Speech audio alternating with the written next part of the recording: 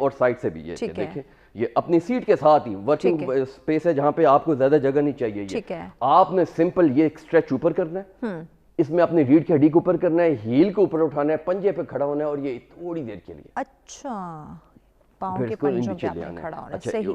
Number 1. Number 2, آپ نے ہاتھ سیدھے رکھنے ہیں. اپنا یہ جو رم ہے, چیسٹ کا رم, جو اس کو میں پورا رم اس لیے بولوں گا کہ فرنٹ کا حصہ اور یہ بیک کے مسلز جو ہیں یہ ریمبوئڈ مسلز ہیں, ٹھیک ہے, اور شولڈر بلیڈز ہیں اس کے اندر. سامنے پیکٹوریل مسلز ہیں اور چیسٹ کی رب کیج ہے. اس پوری کیج کو میں اٹھاؤں گا اوپر یہ, اور پورا آسمان کی طرف پہنچ جائے. ریڑھ کی ہڈی کو لمبا کرنا ہے, elongate کرنا ہے, and try to reach the scar. پھر نیچے کی میں سائڈ سے بچیوں کو کرنا چاہیے, ان کا قد بھی لمبا ہوتا ہے. اچھا جو بچے اپنا قد لمبا کرنا چاہتے ہیں ان کے لیے بہت زبردست ہے. اگر تھک جائیں تو اپنی بیک کو وال کے ساتھ لگا کے you can hold this position. It's great. اچھا اس کے ساتھ ہی ہم نے کچھ ٹائم فارورڈ بینڈ کو ٹچ کرنا ہے. اچھا یہ میری 3 ہوگی, اینڈ بیک بینڈ.